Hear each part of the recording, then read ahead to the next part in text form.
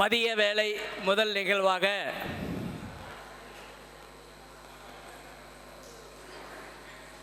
ஐயா பிரகாஷ் ஐயா எனக்கு கொடுத்துருக்குறாங்க.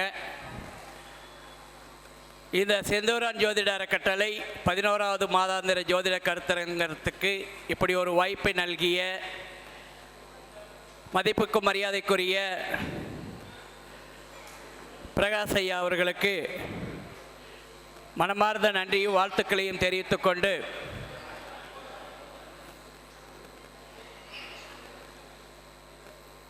இப்பொழுது திருமண பாதிப்பு அப்படின்னு சொல்லக்கூடிய திருமண தடைகளுக்கு பரிகாரங்களாக சொல்லப்படுது. திருமண தடைகள் நீங்க பரிகாரம். ஐயா எல்லாம் சாப்பிட்டீங்களா? பக்கத்து ஐயாவை சாப்பிட்டீங்களாங்க ஐயா? நல்லா இருந்ததுங்களா? இல்லை குறை ஏதாவது சொல்லிட்டு இருக்கிறீங்களான்னு கேட்டேன். சரி சரி. கோவிலில் பள்ளியறை பூஜை தரிசனம் செய்தால், கோவிலில் இரவில் நடக்கும் பள்ளியறை பூஜை இதை தரிசனம் செஞ்சீங்கன்னா, தரிசனம் செஞ்ச மறுநாள் காலை திருமண பரிகாரம் செய்தால், இது என்ன திருமண பரிகாரம் அப்படின்னா, இப்போ மாப்பிள்ளையாக இருக்கிறாங்கன்னு வைங்களேன், பொண்ணுடைய பெயர் கற்பனை பெயர், அப்பா அம்மாவுடைய பெயர், பெண்ணோடைய அப்பா அம்மா பெயர் கற்பனை பெயர், அதை ஒரு பத்திரிக்கை வடிவில் அமைக்கணும். எப்பயுமே பாருங்கள், ஒரு கல்யாணம் நடந்தால் வீட்டில் நிச்சயதார்த்தம் பண்ணுவாங்க. பொண்ணுக்கு நிச்சயதார்த்தம் பண்ணி அடுத்த நாள் காலையில் கல்யாணம் பண்ணுவாங்க. அதுபோல் பள்ளியறை பூஜை செய்த மறுநாள் காலையில் வீட்டில் அந்த ஒரு குறிப்பிட்ட டைம், நல்ல நேரம் பார்த்து, முகூர்த்த நேரம் அப்படின்னு ஒன்று பார்த்து, அந்த நேரத்தில் அந்த பத்திரிகையை வாசிக்கணும். இன்னார் மகனுக்கும் இன்னாருடைய மகளுக்கும் திருமணம் செய்யப்படுது அப்படின்னு அந்த ஒரு பத்திரிக்கை வடிவமைத்ததை நாம் பார்க்கணும்.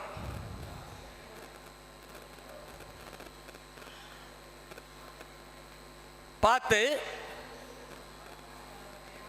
பள்ளியறை பூஜை செய்த அன்னைக்கு நைட்டு பள்ளியறை பூஜை பார்க்கணும். மறுநாள் காலையில் இந்த திருமண பரிகாரம் செய்யணும். அந்த பத்திரிகையை படிச்சுட்டு அரசு வேம்பு உள்ள இடத்தில், இல்லைன்னா உங்களுக்கெல்லாம் கல்யாண விநாயகர் எங்கேயாவது இருக்கிறது தெரிஞ்சால் கல்யாண விநாயகர்கிட்ட போய் வழிபடலாம். யாருக்கு திருமணம் ஆகலையோ அவங்க கழுத்தில் ஒரு மாலை போட்டு, புது வேஷ்டி துணி, வேஷ்டி சட்டை இது அணிவிச்சு, அந்த அரசு வேம்பு உள்ள மரத்தையோ அல்லது கல்யாண விநாயகரையோ 3 சுற்று சுற்றி வந்து நீங்கள் அந்த இடத்துல விநாயகர்கிட்ட ஒரு பத்திரிக்கை வச்சுட்டு தேங்காய் பழம் மாற்றிட்டு ஒரு நெய் விளக்கு போட்டு வழிபட்டு வந்துட்டு, இது காலை நேரம் நீங்கள் செய்யணும்.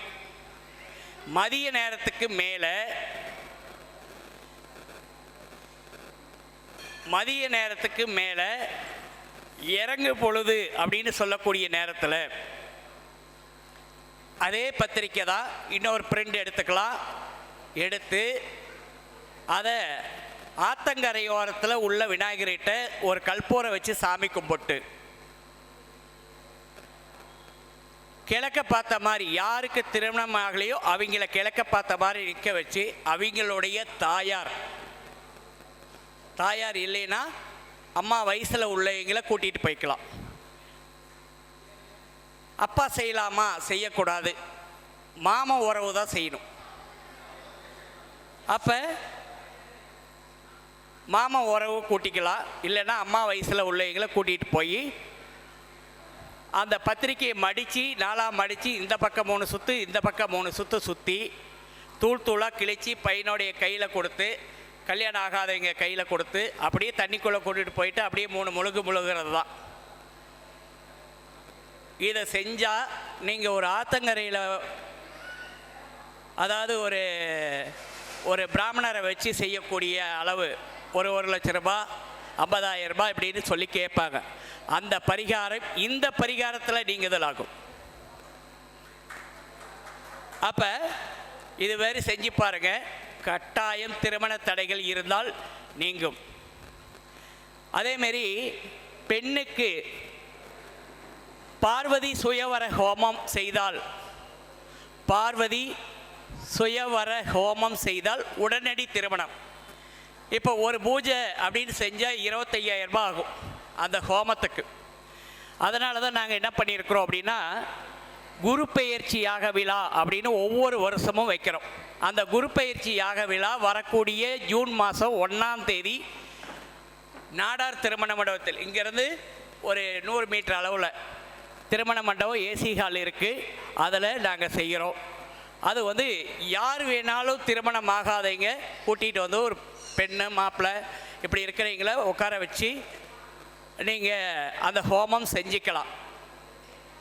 இதே ஆண்களாக இருந்தால் கந்தர்வ ராஜஹோமம் அப்படின்னு சொல்லுவாங்க. கந்தர்வ ராஜஹோமம், அந்த 2 ஹோமமும் மேற்கொண்டு மொத்தம் 9 ஹோமம் அந்த இடத்துல செய்யப்படுது. குழந்தைங்க இல்லாதவங்களுக்கு, வீடு கட்ட முடியாத தடைகள் ஏற்பட்டுக்கிட்டே இருக்கிறவங்களுக்கு, கல்யாணம் ஆகாதவங்களுக்கு, சொத்து பிரச்சனை உள்ளவங்களுக்கு, கடன் பிரச்சனை உள்ளவங்களுக்கு, இதுக்கெல்லாம் நாம் அந்த ஹோமங்களில் நீங்கள் கலந்துக்கிட்டீங்கன்னாவே அந்த புகை உங்கள் மேலே பட்டுதுனாலே போதும், அது உங்களுக்கு நீங்குதலாகும். இது 9வது முறையாக நாங்கள் இந்த குரு பயிற்சி விழா செய்கிறோம். அதில் வந்து கலந்துக்கிறீங்க, வந்து கலந்துக்காங்க, இது நல்லது. அதே போல் இந்த ஆண் பெண் இருவருக்கும் புனர் விவாக ஹோமம் அப்படின்னு ஒன்று இருக்குது. அது செய்தாலும் இந்த திருமண தடைகள், திருமணம் தாமதம் பாருங்கள், கல்யாண பத்திரிக்கை அடிச்செல்லாம் நின்ன ஜாதகமும் இருக்குது. அது சம்மந்தப்பட்ட ஆட்களும் எனக்கு தெரிஞ்சவங்க இருக்கிறாங்க. அப்போல்லாம் பார்த்தீங்கன்னா ஒரு கல்யாணம் அப்படின்னா என்ன செய்வாங்க, போய் செட்டியார் கடையில் போய் வளையல் போடுறதுக்குன்னு ஒரு நாள் பார்த்துக்கிட்டு அந்த நாள் பார்த்து அந்த பொண்ணை கூட்டிகிட்டு போய் போடுவாங்க. நீங்கள் செட்டியார் கடையில் வளையலை வாங்கி போட்டிங்கனாலே கட்டாயம் கல்யாணம் ஆகிடும். அப்போ அந்த பெரியவங்க என்ன சொல்லி கொடுத்தாங்களோ அதை முறையாக செஞ்சாவே நமக்கு எதுவும் தாமதமாகாது. அதேமாரி இந்த கல்யாணம் ஆகி 1 வருஷம் 2 வருஷம் குழந்தையே இல்லை அப்படின்னு இருக்கிறவங்களுக்கு நீங்கள் என்ன குறையாக வேணாலும் இருக்கட்டும், சரிங்களா, நீங்கள் போய் செட்டியார் கடையில் வளையல் போட்டு அந்த டேட் ஆகி, பெண்ணை டேட் ஆகி 11வது நாளில் இருந்து 17வது நாள் வரைக்கும் தாம்பத்தியம் வச்சுக்கணும். அந்த நாட்களில் கட்டாயம் 2 பேரும் ஒரு 1/4 கிலோ நாட்டு வெங்காயம், சின்ன வெங்காயம், நாட்டு வெங்காயம் ஒரு சட்னியாவோ அல்லது வணக்கியோ சாப்பிட்டுக்கிட்டாங்கன்னா, ஆணும் பெண்ணும் 2 பேரும் சாப்பிட்டுக்கிட்டு தாம்பத்தியம் வச்சுக்கிட்டா கட்டாயம் அவங்களுக்கு உடனே குழந்தை பிறக்கிறதுக்குரிய அமைப்பு கிடைக்கும். இது 42 வயசு லேடிக்கு நான் சொல்லி நடந்திருக்கு. அதனால் நீங்கள் இதை செஞ்சு பார்க்கணும். அதே போல் பாருங்கள், ஒவ்வொரு பொருளும் எதுக்கு பயன்படுத்த சொன்னாங்களோ அதெல்லாம் நமக்கு இன்றைக்கி நாகரீகங்கிற பெயரில் எல்லாமே மாறிடுச்சு. உரல் இருந்தது, உலக்கை இருந்தது, அம்மி இருந்தது, குழவி இருந்தது, இதெல்லாருமே வீட்டில் வச்சுருப்பாங்க. ஏன் குத்து விளக்கு கூட வச்சுருப்பீங்க. அம்மா உங்கள் குத்து விளக்கு எங்கே இருக்குது? உங்கள் குத்து விளக்கு எங்கே இருக்குது? செல்ஃப்லையா? அக்கா கழட்டி தானே வச்சுக்கிறீங்க, பூட்டி வச்சுருக்கிறீங்க. சரி, முறம் வச்சுருக்கிறீங்களா? புடைக்க தெரியுமா? படி வச்சுருக்கிறீங்களா? அளக்க தெரியுமா? அளந்து சாப்பாடுக்கு போடுறீங்களா? இதெல்லாம் வச்சிருந்தா பத்தாது, இதெல்லாம் யூஸ் பண்ணோம். யார் யூஸ் பண்ணுறாங்களோ அந்த வீட்டில் எந்த குறையும் இல்லை, இருக்காது. காசு பண்ணால் நல்லா வரவு செலவு வந்துட்டு இருக்கோம். முறம் பிடிச்சி புடைக்கிறவங்களுக்கு முறைகள் தெரியும். உலக்கையை பிடிச்சி இடிக்கிறவங்களுக்கு அந்த வீட்டில் எந்த ஒரு கணவன் மனைவி பிரச்சனையும் கருத்து வேறுபாடு வராது. அப்போ இதெல்லாம் நாளுக்கு நாள் என்னாச்சு, மருவி போச்சு. நாகரிகங்கிற பேரில் மருவி போச்சு. இதை வீட்டில் வச்சிருக்கிறது பத்தாது, நீங்கள் அதுக்கு யூஸ் பண்ண தெரியணும். அப்படி இருந்தால் திருமண தடை அங்கு நீங்கும். சரி, திருமணம் ஆகாத பெண்கள், எங்களுக்கு உடனே திருமணம் ஆகணும், என்ன செய்யணும் அப்படின்னு பார்த்தீங்கன்னா, செவ்வாய்க்கிழமைகளில் வாழைக்காய் வாங்கி வந்து சமைத்து சாப்பிட்டால் திருமண தடை நீங்கும்.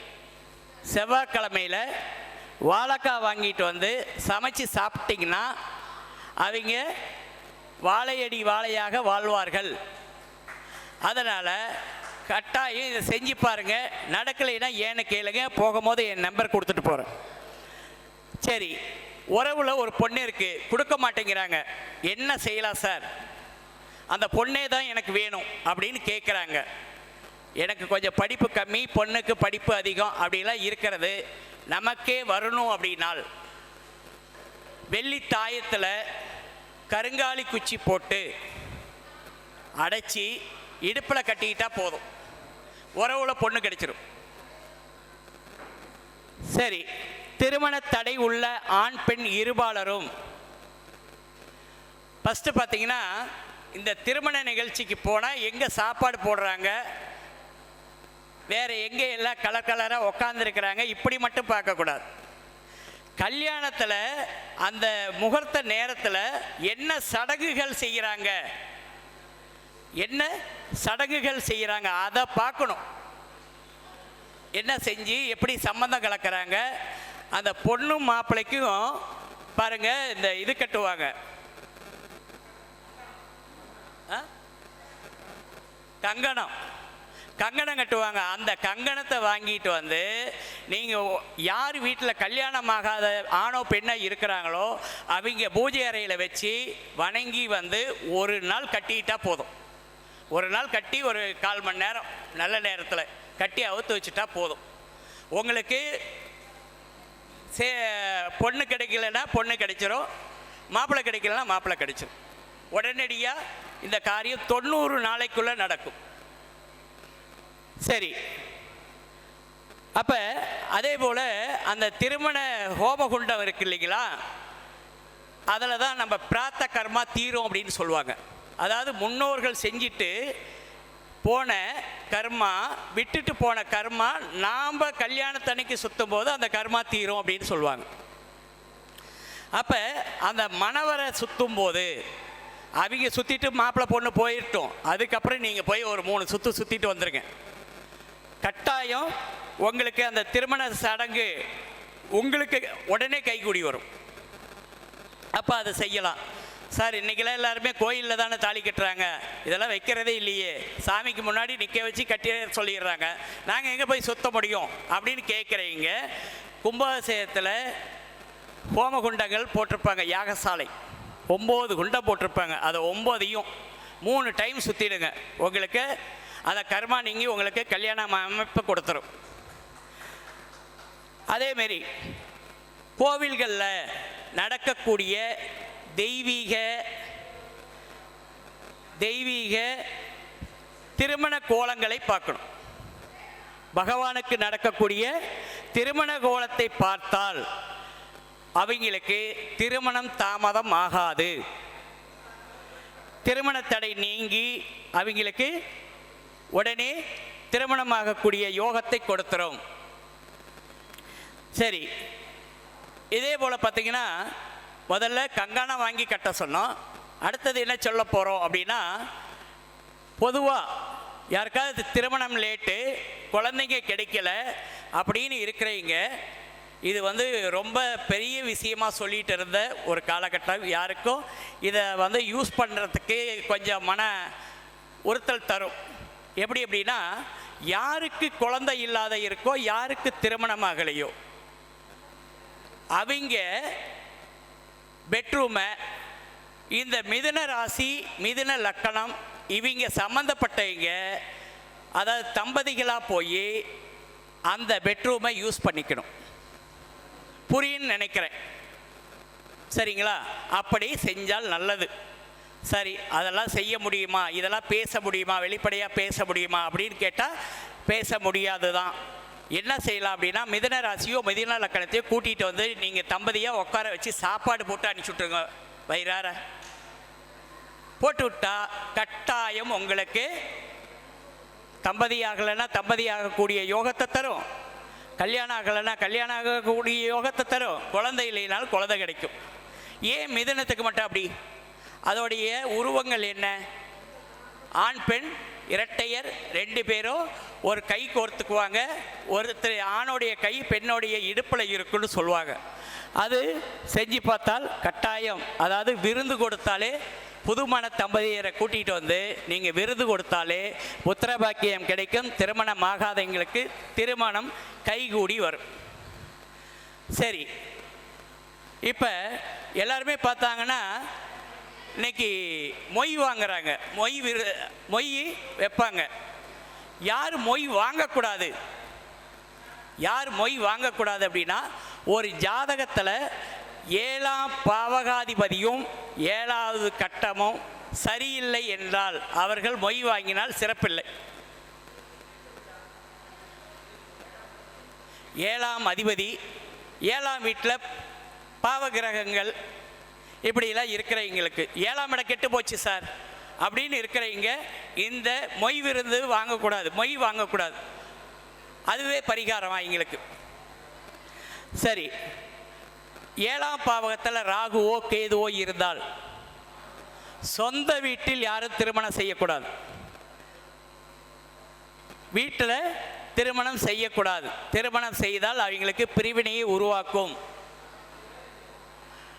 அப்போ அடுத்த நாங்கள் வாடகை வீட்டில் இருக்கிறோம் அப்படின்னா அந்த வீட்டில் செய்யலாம், இல்லைன்னா ஏதோ ஒரு கோவிலில் தாலி கட்டிக்கலாம். தாலி கட்டக்கூடிய நிகழ்ச்சி தான். நான் நிச்சயதார்த்தம் பண்ண வேண்டாம்னு நான் சொல்லலை, தேதி வைக்கிறது செய்யலான்னு செய்ய வேணும் அப்படின்லாம் சொல்லலை. இந்த தாலி கட்டுற நிகழ்வு மட்டும் வீட்டில் சொந்த வீட்டில் இருக்கக்கூடாது. ராகு கேது லக்கணத்திலேயோ 7ஆம் இடத்துலையோ கேது இருக்கிறவங்களுக்கு இப்படி செய்யக்கூடாது. சரி, 2வது திருமணம் எங்களுக்கு நடக்கணும், இந்த யோகம் எங்களுக்கு வேணும். 2வது திருமணம், ஃபஸ்ட்டு திருமணம் அவசரமாக செஞ்சு எங்களுக்கு சரியாக வரல, 2வது திருமணம் எனக்கு நடக்கணும் அப்படிங்கிறீங்க என்ன செய்யணும் அப்படின்னா, நீல கலர் மஞ்சள் கலரில் ஆடை அணிந்து ஒரே நாளில், நீல கலரோ மஞ்சள் கலரோ ஒரே நாளையில் ஆடை அணிந்து போய் விஷ்ணு பகவானிட்டையும் வணங்கணும், முருகப்பெருமானிட்டையும் வணங்கணும். 2 கோயிலுக்கு ஒரே நாளில் போய் வணங்கிட்டு வந்து வழிபாடு செய்துட்டு வந்து ஆளுக்கு ஒரு விளக்கு, அங்கே ஒரு நெய் விளக்கு இங்கே ஒரு நெய் விளக்கு போட்டு வழிபாடு செஞ்சுட்டு வந்துட்டாங்கன்னா 2வது திருமணம் 60 நாளைக்குள்ள கட்டாயம் நடக்க ஆரம்பிச்சிடும், நல்ல செய்தி வந்துடும். சரி, இதெல்லாம் ரொம்ப ரிஸ்க்கு, இதுக்கெல்லாம் ஏகப்பட்ட செலவாகும். செலவில்லாத ஏதாவது ஒன்று சொல்லுங்களேன் அப்படின்னா, கோடு இல்லாத பேப்பரில் 777 7ஆம் நம்பர் 2 நம்பரையும் சேர்த்து சொல்லக்கூடாது, அதுக்கு வைப்ரேஷன் இல்லை, தனித்தனியாக சொல்ல போது 77 அப்படிங்கிற நம்பரை 77 முறை ஒன்றுங்கில் ஒன்றா 11 நாளைக்கு எழுதிட்டு வந்தால் கட்டாயம் திருமண செய்தி அந்த யோகத்தை உங்களுக்கு கொடுத்துரும். அதேமாரி அன்னதானத்துக்கு உங்களால் எங்கே முடியுமோ, இப்போ இங்கே அன்னதானம் நடந்துச்சு, இவ்வளோ சிறப்பான அன்னதானம் அருமையாக இருந்தது. அப்படி அன்னதானத்தில் உங்களுடைய பங்களிப்பு, ஏன்னா இங்கே வந்திருக்கிறீங்க எல்லாருமே ஜாதக சம்மந்தப்பட்ட தெரிஞ்சவங்க தான் வந்திருக்கிறீங்க. அப்போ உங்களுக்கு ஒரு அன்னதானம் கொடுத்தா மிகப்பெரிய யோகத்தை கொடுக்கும். அந்த அன்னதானத்துக்கு உங்களால் முடிஞ்ச ஒரு தொகையை நீங்கள் கொடுத்துட்டு வந்தால் உங்கள் வீட்டில் என்ன குறை இருந்தாலும், திருமண தடை இருந்தாலும், குழந்தைங்க தடை இருந்தாலும், அன்னதானம் செய்தவர்களுக்கு அள்ளி கொடுக்கும் வள்ளலாக இறைவன் காட்சி கொடுப்பார். ஒரு பெண் தன்னை அழகுபடுத்தி கொண்டால் அவங்களுக்கு விருப்ப திருமணம் நிறைவேறும். அப்படி ஒரு பெண்ணை தன்னை அழகுபடுத்தி கொள்ளவில்லை என்றால் காதலில் தோல்வி அடைவார்கள். சரி, கணவன் மனைவி ஒற்றுமையாக இருக்கணும், இதுக்கு என்ன சார் பண்ணலாம்? செவ்வாய்க்கிழமையில் வாழைக்காய் வாங்கிட்டு வந்தீங்கன்னாவே செவ்வாய்க்கிழமையில் வாழைக்காய் வாங்கிட்டு வந்து நீங்கள் வீட்டில் வச்சு சமைச்சு சாப்பிட்றதுக்கு தான். நீங்கள் சமைச்சு சாப்பிட்டாலும் அல்லது பச்சி இது போல் போட்டுக்கிட்டால், வாழைக்காய் வாங்கி வச்சிட்டாலே உங்களுக்கு கட்டாயம் கணவன் மனைவிக்குள் கருத்து வேறுபாடுகள் வராது. எப்பயுமே நான் ஏற்கனவே நிறைய மேடைகளில் சொல்லியிருப்பேன், ஒரு ஆண் பெண் இருபாலருக்கும், அதாவது கல்யாணம் அப்படின்னு ஆயிட்டாலே, கணவன் மனைவி ஆயிட்டாலே கண்டிப்பாக அவங்களுக்குள்ள பிரச்சனைகள் இருக்கும். பிரச்சனை இல்லாத கணவன் மனைவியே இல்லை. அப்படி இருக்கிறவங்களுக்கு கருத்து வேறுபாடுகள் இருக்கக்கூடாது அப்படின்னா வாழைக்காயை வாங்கிட்டு வந்து சமைச்சு சாப்பிட்றது நல்லது. சரிங்களா? நான் என்ன சொல்வேன் அப்படின்னா, சமையல் கட்டை லேடிஸ் பொறுத்த வரைக்கும் சமையல் கட்டை ஒரு கோவில் மாதிரி வச்சிட்டு இருந்தாவே அவங்களுக்குள்ள கருத்து வேறுபாடுகள் வராது. ஆண்கள் என்ன பண்ணணும் அப்படின்னா, 2 வீலர் காரு இதெல்லாம் இருக்கிறதெல்லாம் தொடச்சி அன்னன்னைக்கு தொடச்சி, அது 4 பேர் பார்க்குற மாரி தொடச்சிட்டிங்கன்னா சரியான பரிகாரம். இது பக்கத்து வீட்டுக்காரங்க பார்க்குற மாரி தொடச்சிட்டிங்கன்னா சூப்பர் பரிகாரம். அப்படி இருந்தால் சுக்கிரன் பயங்கரமாக உங்களுக்கு செயல்படும். சரி, கணவன் மனைவி ஒற்றுமைக்கு நீங்கள் பார்த்துருப்பீங்க வள்ளுவன் வாசுகி அப்படின்னு. அப்போ திருக்குறள் புத்தகம் வாங்கி வீட்டில் வச்சுருந்தீங்கனாலே உங்களுக்கு கணவன் மனைவிக்குள்ளே பிரச்சனை வராது. இது ஒற்றுமை நல்லாயிருக்கும். இன்னும் திருக்குறள் சொல்லி பழகினீங்கன்னா, அந்த அதிகாரத்தோடு சொல்லி பழகும் போது உங்களுக்கு நல்ல முறையில் அந்த கணவன் மனைவி ஒற்றுமைகள் கிடைக்கும். அதேமாரி ஆறு, நதி, கடல் இதெல்லாம் சங்கமிக்கும் இடம் இருக்குது பார்த்தீங்களா? இங்கே கூடுதரை இருக்குது, கன்னியாகுமரியில் கடல் சங்கமிக்கிற இடம் இருக்குது, அங்கே தனுஷ்கோடிகிட்ட இருக்குது. இப்படி இருக்கக்கூடிய இடங்களுக்கு போயிட்டு வந்தீங்கன்னா பிரிந்த கணவன் மனைவி ஒன்று சேர்ந்துருவாங்க. ஒரு ஆள் போயிட்டு வந்தால் போதும். ஒருத்தர் போயிட்டு வந்துட்டா, ஆணோ பெண்ணோ யாராவது ஒருத்தர் போயிட்டு வந்து மறுபடியும் 2 பேரும் தம்பதியாக போகணும். அப்படி அதேமாரி சேதுக்கரை கடலில் நீராடி ராமேஸ்வரம் சென்று ஆஞ்சநேயரை வழிபட்டு வந்தால் கணவன் மனைவி ஒற்றுமை மேன்மையே தரும். அப்போ எந்த ஒரு பரிகாரமும்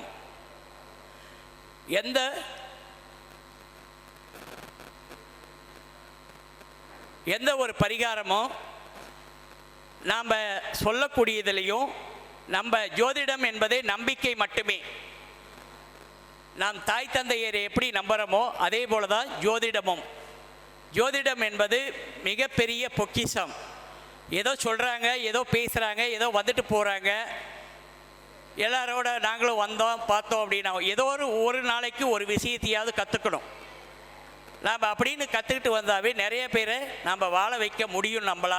நம்மளால் முடிஞ்ச முயற்சிகள், நாம் காசு பணம் கொடுத்து உதவலைனாலும் பார்த்திங்கன்னா இதுபோல் பரிகாரங்கள் செய்ய சொல்லி ஒருத்தருக்கு, அதாவது ஒரு அன்னதானம் போடுறதை விட அங்கே அன்னதானம் நடக்குதுன்னு சொல்கிறவங்களுக்கு நல்ல ஒரு மதிப்பு மரியாதை உருவாகும்னு சொல்லுவாங்க. அதுபோல் இந்த பரிகாரங்கள் உங்களுக்கு சொல்லியிருக்கிறேன். உங்களால் முடிஞ்ச எத்தனை பேர்த்துக்கு சொல்ல முடியுமோ சொல்லி, இதுபோல் திருமணம் ஆகாத இருக்கிறவங்களுக்கு திருமணம் நடக்கணும், புத்திரத்தடை நீங்கி அவங்களுக்கு புத்திர பாக்கியம் கிடைக்கணும், எல்லா அவங்களுக்கு செல்வங்களும் கிடைத்து பல்லாண்டு பல கோடி 100,000 ஆண்டு இங்கே வந்திருக்கக்கூடிய அனைவரும் எல்லா வளங்களும் பெற்று செல்வ செழிப்போடு வாழ வேண்டும் என்று என்னுடைய ஃபோன் நம்பர் 877172